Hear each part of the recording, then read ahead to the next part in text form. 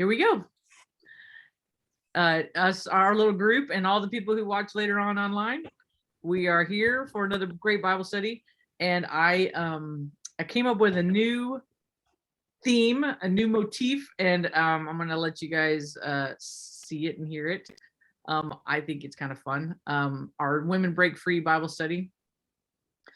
I was thinking about we were doing some Old Testament stuff, some New Testament stuff with Jesus and with the women that surround Jesus, and I was thinking about just some of that, and it always makes me want to go back to the Old Testament and then come back to the New Testament. So we're heading back into the Old Testament again, and we're going to kind of go back and forth.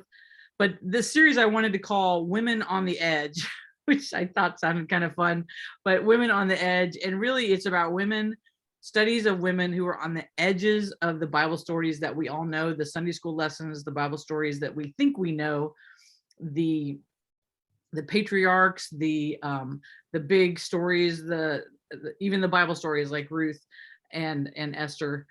And I wanted to look at how we normally look at these Bible studies, or maybe how we've been taught, but look at them from a little bit different angle, hopefully throwing a little history in there, a little deeper understanding, some things some archaeologists and cultural historians have been able to look deeper into now. As we get more records, more archaeology, more studies, we're able to know more than we've known ever in history. So it's fun to look deeper into the culture of the women and the men of the stories that we think we've always known. So we're going to talk tonight about Sarah and her servant Hagar.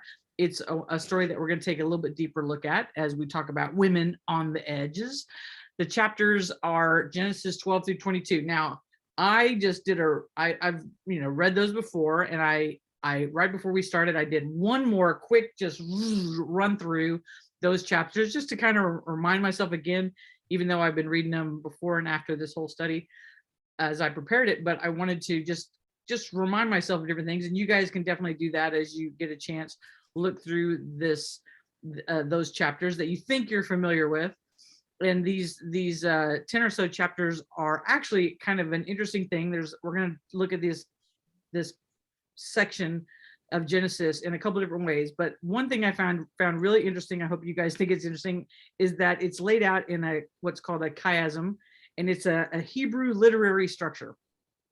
So when you look at a whole lot of Genesis, a whole lot of the Bible, you see this chiasm working, and when you see it, when usually you're not going to see it yourself, you're going to have to know some Greek or Hebrew to be able to find it.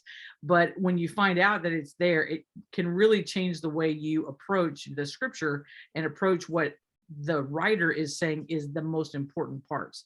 So in our Western minds, stories tend to be laid out. We think of things in a linear fashion. We say the beginning, middle, and end. We have the climax right before the big reveal, the big ending, the big moral of the story. And there's an introduction, conflict, and end of the conflict with the climax and resolution. One way, we have a direction, one way for our stories. But chiasm is a little bit different. It's a two-way journey where the reader is supposed to go into it and then come out of it, and the middle part is actually the point of the story, differently than we look at it in our normal. I'm probably messing that up big time, but feel free to look it up. That's my very amateur way of explaining it, but it's important to understand many of the stories in Genesis like this. You can tell you have a chiasm because there are repeating elements, words and phrases and themes that surround a central point. And I'm going to show you how this works with the Abraham-Sarah story. So here it all is all together. I'm not going to go into really big detail in it, but when it's kind of done in a chapter type form. The people who laid it out in the chapters, you go by the stories that they tell, but you can see the two red lines are from Genesis 12 all the way down to Genesis 22, and both of them refer to Abraham going to the land, going to the mountain. You can see. Then there's a section where Abraham lies to a Pharaoh, and he lies to Abimelech who was a king, that said, Sarah's my sister. Oh yeah, you can take her as your wife, no problem, because he was a coward and he was afraid they were going to kill him. So he just let them take his beautiful wife and lied about it. Those two were in those sections, very 10 chapters apart or so, or 8, I guess. There's another section about Lot, his nephew, where he has to rescue him in 2 different sections. Then there's 2 different sections where there's a covenant sign. One is where God comes through. There's torches and carcasses, dead animals that are described as God, as a sacrifice is made. And then there's a circumcision, another sacrifice that is made as a covenant sign. And then right in the middle is the story of Sarah and Hagar. So it's very interesting when you look at this as a chiasm, that the central literary people that they want us to look at is not Abraham. It's not Abraham and Sarah even. It's Sarah and Hagar. Very, very interesting. Also, I just briefly just sort of saw in another little section thing that I was reading that a chapter within this chapter is actually laid out within this section. Another one of the chapters, I think it's chapter 12, I think, is also laid out in a chiasm. So that structure is really important in understanding what's important. What the writer is trying to tell us is the most important part of what the story is. Genesis 3, I believe, is a chiasm. There's some in the New Testament. There's a bunch of them in the Old Testament. Very, very, very important when we're trying to understand anything about what we're reading. Always got to understand who's writing it, why they're writing it, and how they're writing it. And I don't come up with these things by myself. You guys know that anytime I'm getting any of this information, I'm probably stealing it or borrowing the information. And I try to put the link down there at the bottom because I want you guys to always be able to check my work and know that I'm not the one that's coming up with all this brilliance. So once again, the chiasm reveals the central story concerns Sarah and Hagar. There's some other really brilliant writers who use the ring literature form. J.R.R. Tolkien, I believe, uses it. There's a whole lot of ancient writers that use it. J.K. Rowling uses it in her Harry Potter series. It's a pretty intricate, important way of expressing your literary story. So let's talk about Sarah. Sarah is a woman of the covenant. We usually think of Abraham. Abraham is the father, the great father of the faith, the covenant guy. But really, it is also just as much about Sarah. So it's no secret the Bible is very strongly written in a patriarchal culture. The treatment of women within its pages are just absolutely cringeworthy. They make you sick to your stomach. Just make you want to kind of throw your Bible. Actually, don't even be embarrassed to say that, because sometimes the things you read about some of the things that are done to women are pretty horrific, absolutely horrific. At least 6 times in just the first 3 books of our Bible, we read of men offering their wives, their concubines, their daughters for the pleasure of other men just to save their own skin. Abraham does it twice. One woman was raped through the night until dawn when she died, and then she was cut into pieces, and the pieces were delivered to each of the 12 tribes of Israel. Women were treated just like property, or thought of as that way, not always treated that way. I don't mean to say that, but this is not how God wanted them to do it, but this was the patriarchal society, and even within the boundaries that God gave them about human beings and animals and everything else, they were able to still find ways to make women less than. And one interesting way that they did it was even by taking the 10th commandment. 10th commandment says, you shall not covet. We know that one, right? But it also lists what you shouldn't covet. Your neighbor's house, you shouldn't covet your neighbor's wife, or the male or female servant, or ox or donkey, or anything that belongs to your neighbor. Right? Well, a bunch of rabbis said, well, a wife is listed in there with donkeys and oxes and all the other stuff. So I guess that makes a woman property, just like one of those other things. So that's the reasoning, that a woman is simply a possession. That must be what God meant by all that. So the rape of a married woman wasn't even considered a violation, not of the woman, but of the husband's possession. So if you raped someone, the man got to rape the perpetrators wife in return. That's how mixed up the patriarchal thinking was. But if you can look past these stories and those teachings, and most of us have been raised on the patriarchal stories that only talk about the wonderfulness of men, you can see how God interacted with the women within these patriarchal stories, the women on the edge. And see a little bit different perspective. God has a heart for the barren. He recognizes those women who are barren, who have been downtrodden, who have been thrown away. We see that over and over and over again. What a lot of us can get caught up in is we see that women are barren, or are downtrodden, or are thrown away, or are murdered, or are raped, and it seems to be done in the name of the Lord. And we have to look deeper to see God punishing for those sins, or bringing those women back up out of those horrible situations. But often those stories aren't told with that happening immediately afterward. We sometimes don't see it for years and years and years.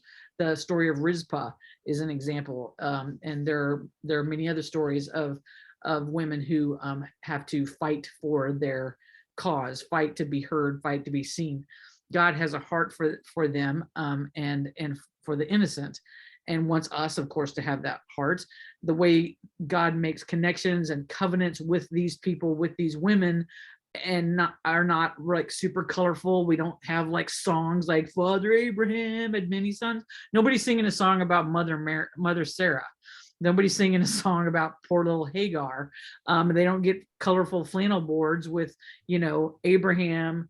They have Abraham and Isaac, but where's, Sarah's just sitting there with the baby, and it's always the old Sarah, and you don't get all the cool flannel board pictures with all the women as much. So God has a heart for women. God's personal interactions with women, God's value for women. It's in between the lines. It's hard for us. It's very difficult. These are patriarchal writers, patriarchal cultures. So we do have to look a little bit harder. But God's plan from the beginning, gender equality. He gave the first human an Ezer Kenegdo. The very first human needed a rescuer, needed a necessary ally. That's what that word means, a partner, an Ezer Kenegdo. Go back to my lesson on the Imago Day, and see this co-partner that was created for the first human, got another human, became a man and wife, and this first human needed someone else. That was God's intention all along, a covenant partnership. So the story of Sarah puts that covenant partnership into place. The great story of the Father Abraham, the father of our faith, seems to put Sarah in this minor role. Well, it does. It puts her in a minor role. Let's just be honest. Her main claim to fame actually is that, Sarah, she laughed when she heard the story that God was going to say was going to give her and Abraham a child in her old age. Oh, how terrible that she laughed. And that's what a lot of people remember her for. And that's not fair. There are clues that reveal that God had concern, not just with Abraham, that his promises were not just for Abraham. In fact, that his covenant was not just with Abraham, but also with Sarah. God considered Sarah an equal covenant partner, actually made a covenant with a woman as an equal covenant partner. How do we know that? Well, in a culture in which women were not considered viable witnesses of anything, in a culture in which women couldn't enter into any kind of business arrangements on their own, in a culture in which women were not considered persons, but objects, in a culture in which a woman could be accused of adultery for simply talking to a man that was not her husband, the covenant God made with Abraham was not just with him, but with Abraham and Sarah. We begin to see this when Abraham asked God, why couldn't Ishmael find favor with him? So I'm gonna do a little chiasm here. We're gonna kind of skip a little bit. So God, you have to go back. You need to go read your stories in Genesis. But God brought Abram and Sarai out of Ur and sent them on this trek to go to this promised place, and told Abraham along the way, made indications to him of what he was going to do for him and for his people. And through a series of events, we're going to kind of get to it in a second, he ends up getting this child Ishmael, and he says, well, God, how about Ishmael? Why can't he just be the guy you said I could have? Why does it have to be with Sarah? And God says, I'm making this covenant with you and with Sarah. Sarah, your wife, will bear you a son. You shall call his name Isaac, and I will establish a covenant with him. I will establish my covenant with Isaac, whom Sarah shall bear to you this time next year. Now, we're going to go a little bit further into this, but he already had this son, and legally, by all the standards made by the way they did things back then, what indicated who your son was and who your inheritance could go to, he already had this son. But God said, no, Sarah and you together are going to bring about this plan that I have. Without Sarah, there would be no promised seed. These verses that God's covenant was with Sarah, they reveal as much as it was with Abram. As for Sarai, your wife, you are no longer to call her Sarai. Her name will be Sarah. I will bless her and will surely give you a son by her. I will bless her so that she will be the mother of nations. Kings of people will come to her. He was giving the same kind of promises to Abram as well. He gave both of them new names.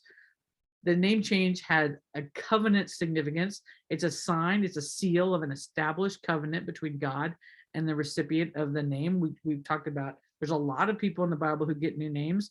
Peter is one that we find out about. He was Simon, then he was Peter. We talked about that a few weeks ago. And that's a normal thing of binding them to God into a covenant. Abram meant exalted father, but Abraham, father of nations. Sarai, my princess. Sarah, God's princess. So he gave both of them new names in this covenant. His promises to her are described in language that's similar to the ones he made to Abram. He sees her as a covenant partner, which explains God's actions when Abraham acted like a coward and he not only failed to protect his wife, he actually put her in a situation that would likely have resulted in her being violated.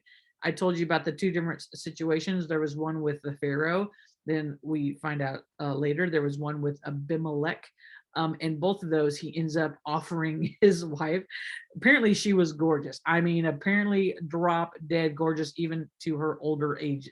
She was gorgeous, and high people would talk about her till it got all the way back to the leaders of the countries that they were in, and they would say, well, now she's mine.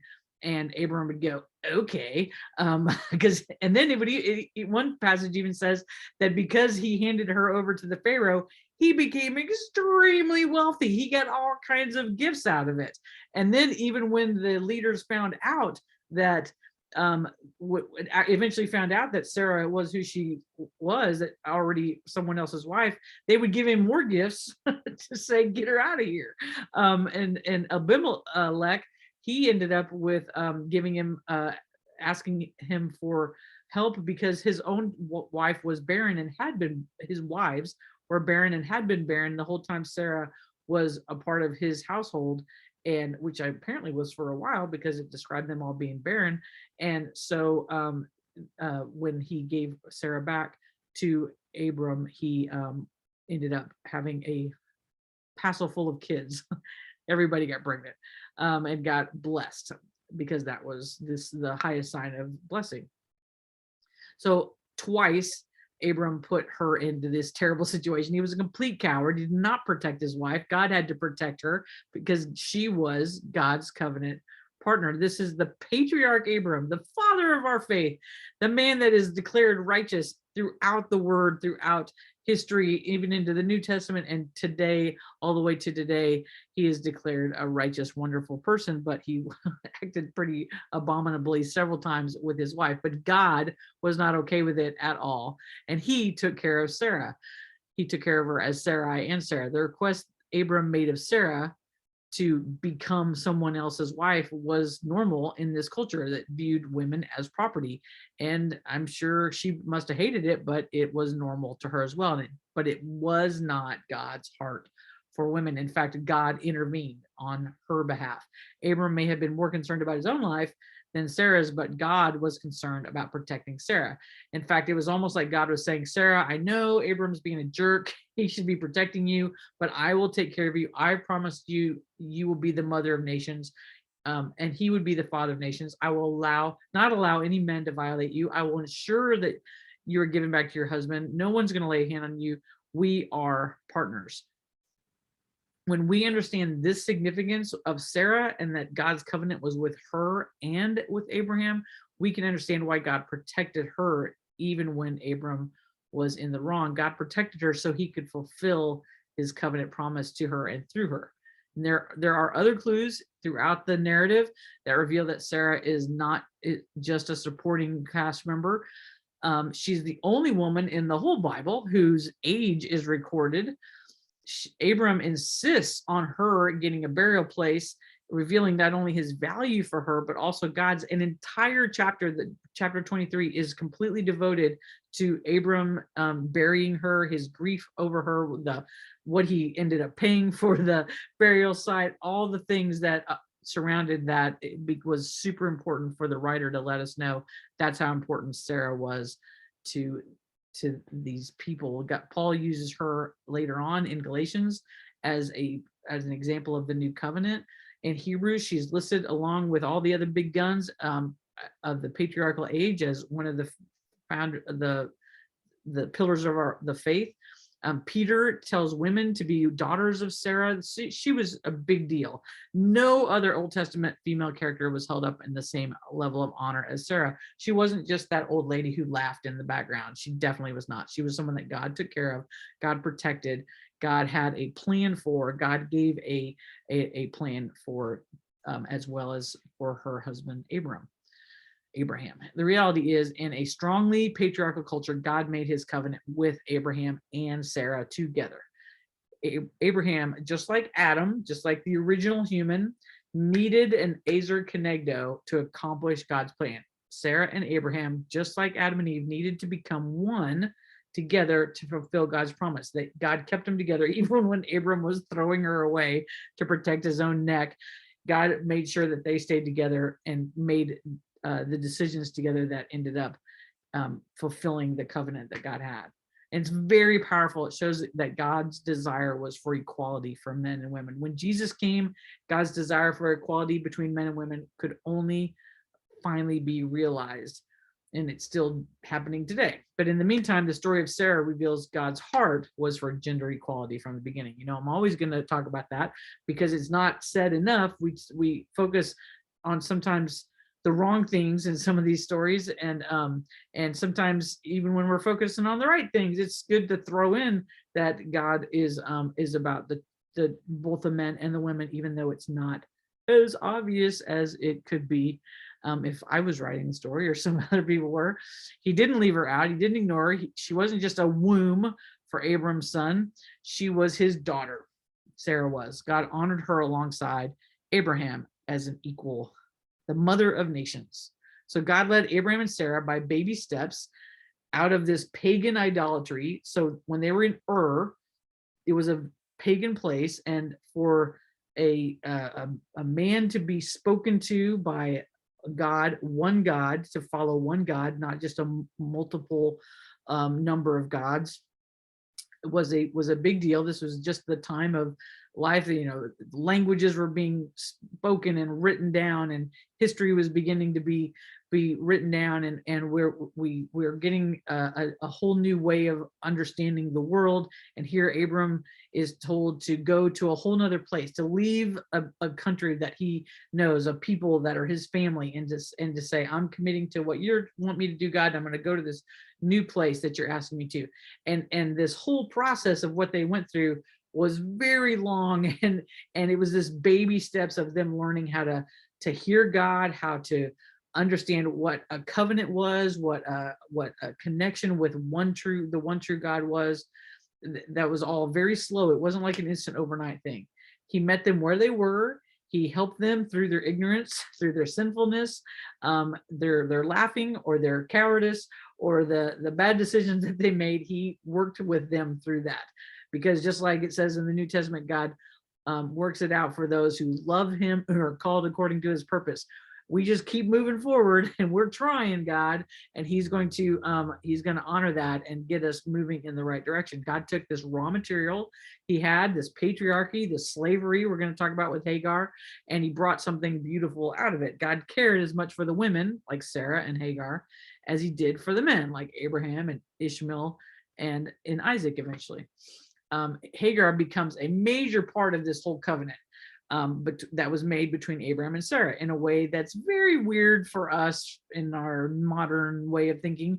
Sarah and Abraham, they didn't really take matters into their own hands, is kind of what we think, like, oh, well, they couldn't figure out what to do, so they just went and got the slave, and he just took her, and that's not really how it works, how it worked back then, from what I'm gathering, from what I'm reading.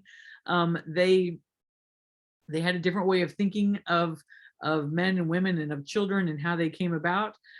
In that time period, nobody really understood that the mother had any contribution at all except being an incubator.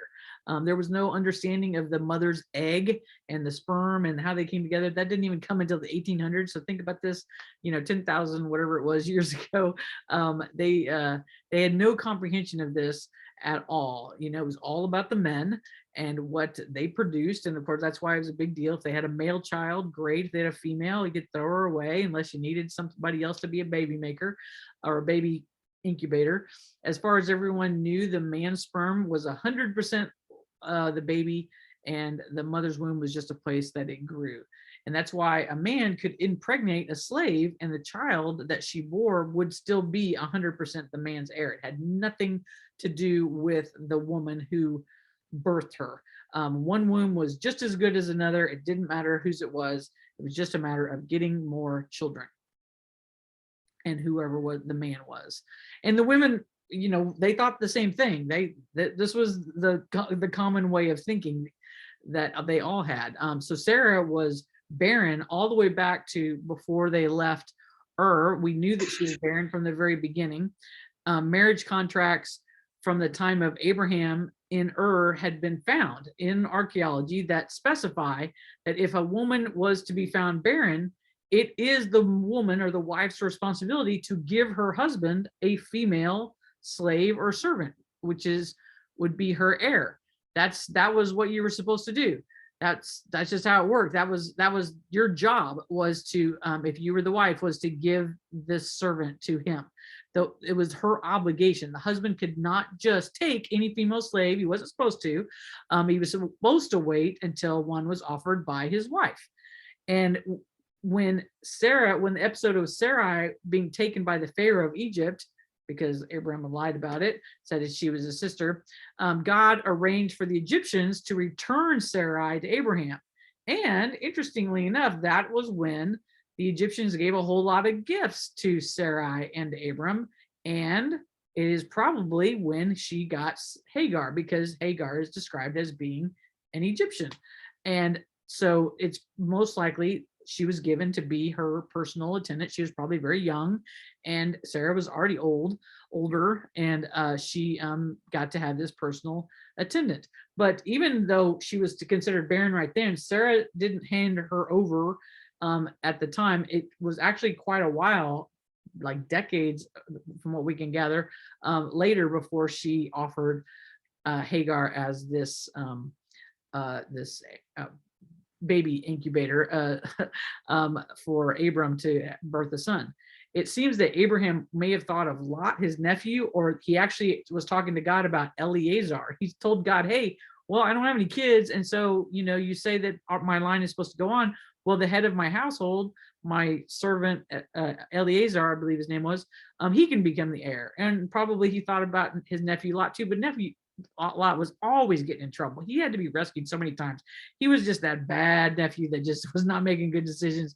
And Uncle Abe had to go get him and rescue him again and pull him out and say, man, I'm not going to give you the keys to the car if you don't stop it. But Lot would talk him into it again. He'd get in trouble again.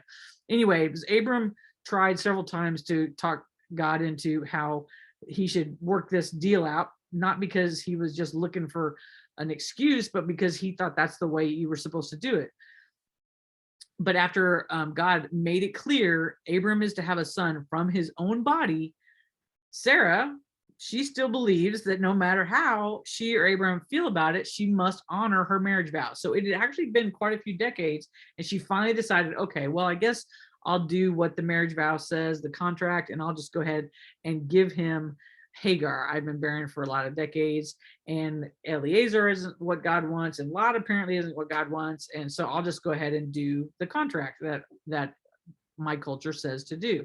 They were not trying to be weird about it. This was not some sort of weird swinger thing. This was literally the way you do things in that time period. So we're looking back on it, and even in Galatians, we see that God would end up using Hagar and Sarah and Ishmael and Isaac and illustrate these wonderful, great, important lessons about the law and grace and all these things. But at the time, God was really still leading them step by step, baby steps, to try to figure out what it meant to follow the Lord and what it meant to really have this this generations of people who would be in covenant with God, and who he was going to honor, a family that he wanted to have as his own. Later on, we now know of how we are linked to God through Jesus.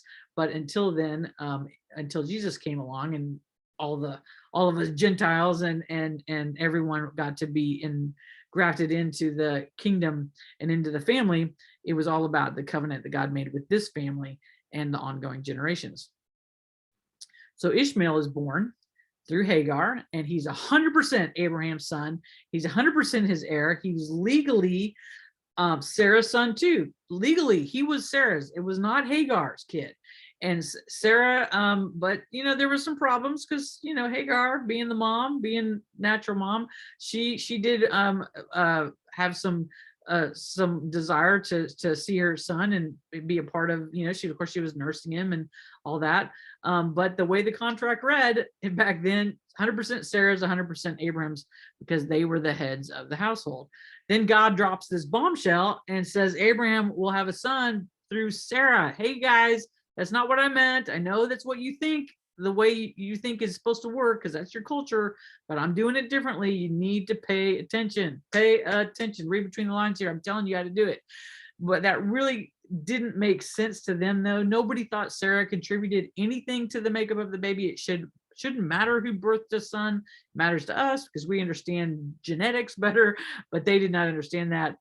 But to God, it did matter. God tells them both that Sarah is just as important as Abraham. She is in this covenant as well. It's not just about who drops the baby, who claims the baby. It is about biology. It is about genetics. It is about what God has decided, who the mommy and the daddy actually are, and the miracle that he wanted to do for Sarah, in particular for Sarah. So when Isaac comes along, legally, Ishmael, Hagar's son, I know you guys know this story well enough that I'm kind of skipping around, but if you're not totally sure of the story, jump on back and read a few chapters. When Isaac comes along, legally, Ishmael is still the heir. And he was about, I think, he was a teenager, I think around 13 years old. And he was still the heir no matter what, though. Legally, Ishmael still got to be the guy. He was the firstborn, he was the heir. And Sarah was legally wrong to get rid of them. So Ishmael was kind of being mean to little Isaac after Sarah had him, and Hagar was they were getting kind of ticked off at each other. And so finally Sarah goes to Abraham and says, I'm tired of this. Abraham says, whatever, do what you want. I'm reading the paper. Y'all just work it out. And God told Abraham, let Sarah do what she needs to do. She's in charge of this plan. And Abraham said, okay. So even though it was wrong in everyone else's eyes in the contract of the day, and even though they were in a mean kind of a situation, the way she was treating her, it was God's plan for both these boys to be in this covenant, and God wanted specifically Isaac to receive the heirship. So Sarah told Hagar and Ishmael they had to leave, and what Sarah wanted would be how God worked out this plan. This would have been beyond distressing to Ishmael and Hagar. It was absolutely horrible. We know that Abraham and Sarah were very wealthy. I mean, beyond extremely wealthy for their day, the amount of cattle and sheep and land and everything that they had and servants. But they sent Hagar and Ishmael away, boom, gone with nothing, it appears, at all. Just get out of the camp and start walking. This would have been distressful for them, who would have still loved her son, even though she wasn't his legal mother. It was wrong in the eyes of the culture and the law, but God met Hagar in the desert and he took care of her. One of the greatest injustices that we can see in the word is done against Hagar. She was used and thrown away, literally used and thrown away. A young man who was raised for 13 or more years as the heir of the great Abram, the prophet, the honored Abraham that everyone knew about in the land, and all of a sudden he is thrown away with his birth mother, just literally gone out into the desert. In the desert where she thought she would die, an angel of the Lord appears to Hagar and tells her that God has heard her desperate cries. Even though Hagar was alone in the wilderness, God was aware of her hurts, of her thoughts, of her needs and the needs of her son. God heard her cry and he kept the same promise that he'd made to Abraham for his children.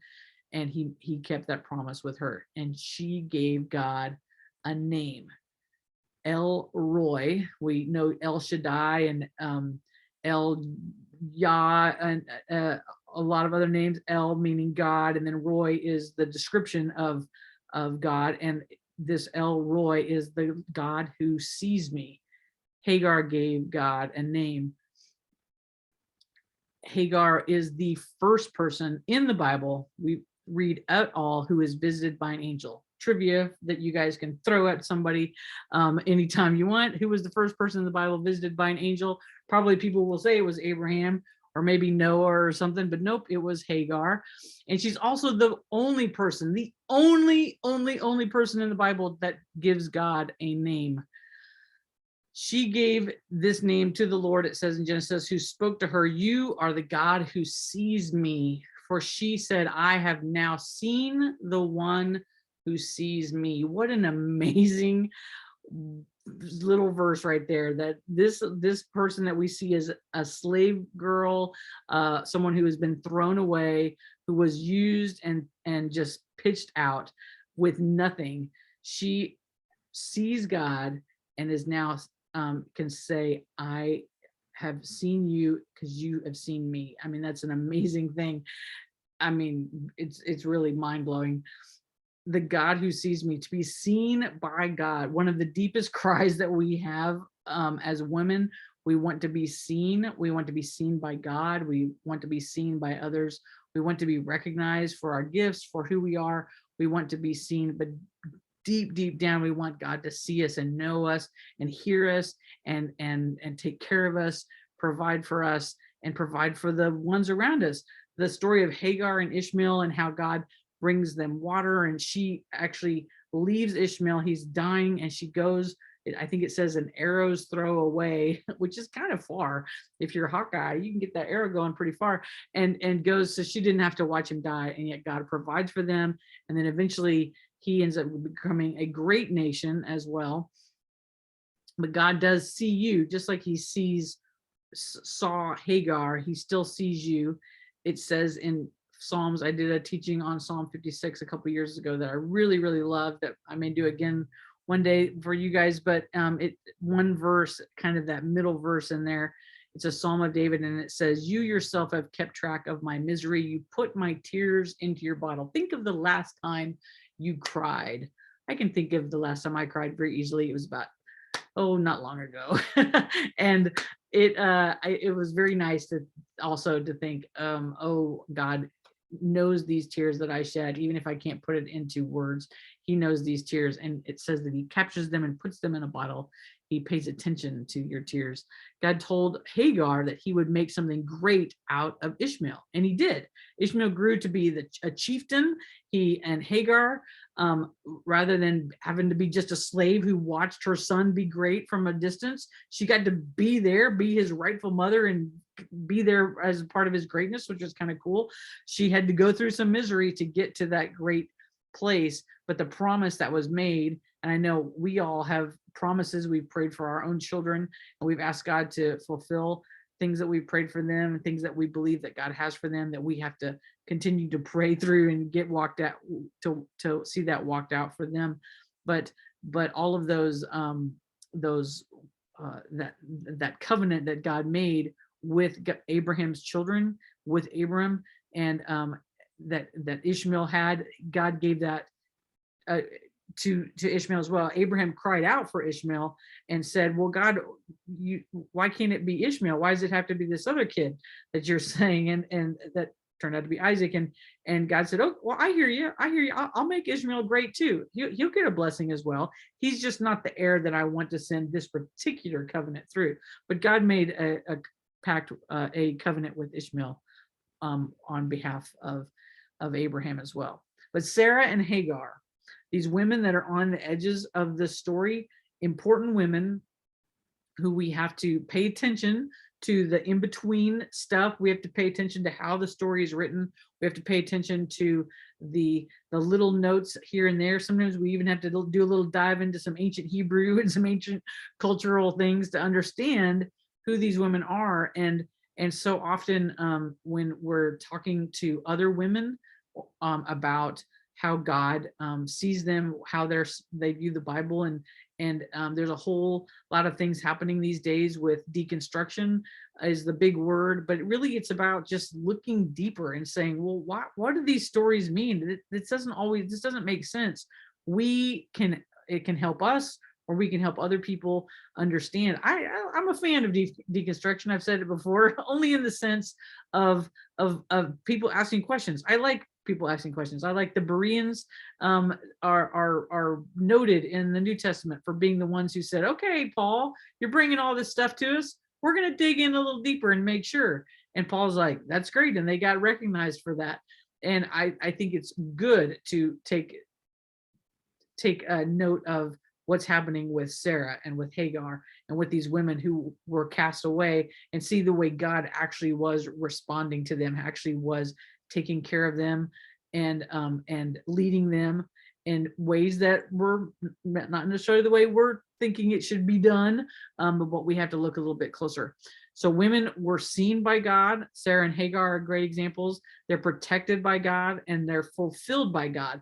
One of the greatest fulfillments you could have was be able to be blessed with a child, or to be protected, or to be seen. And Hagar in particular was a woman who was seen, and I think a lot of women can relate to her. And whether it's Sarah with our age, or our feelings of inadequacy, or trying to just do something, just do whatever, we'll just do whatever you want, God, we'll do it, just tell me what it is. And the same with Hagar, she was just trying to do what was required of her as well, and also now take care of her son. So we can grab a hold of these stories and we can say, okay, God, I see how you did here. I see the way you work, that it is not necessarily a fast process. Sometimes miraculous things do happen. I'm all for the miracles, baby. Let's go. Let's get those miracles. Let's make it a quick miraculous occurrence, like an angel appearing, or water appearing, a well out of nowhere, like happened with Hagar and Ishmael. But sometimes it is a slow process of us learning, most of the time actually, of us learning who God is and how to relate to him and relate to others and work out the way God wants us to these stories and the story of our own life. So this study that I'm trying to get going here, I'm calling Women on the Edge. I mean, I'm hoping it's going to help us discover how God is in covenant with women, how he empowers women, and recognizes women that are in scripture, that what we already see in scripture, no matter what the text seems to say on the surface. And hopefully understand how he is relating to us and how we sometimes feeling a little bit on the edge. Some of us are a little on the edge, about to fall off, or somebody's pushed us to the edge. Don't mess with us. And how does God want us to relate to him and to the people around us? So if we keep this study going, my next plan is to hopefully next week or the next lesson, whenever that will be to talk about Rachel and Leah. I'm thinking about doing several of these in pairs. I don't have any idea why. It just sort of occurred to me. Rachel and Leah, Sarah and Hagar, possibly Ruth and Naomi, and I would really like to do a study on Jezebel and Athaliah.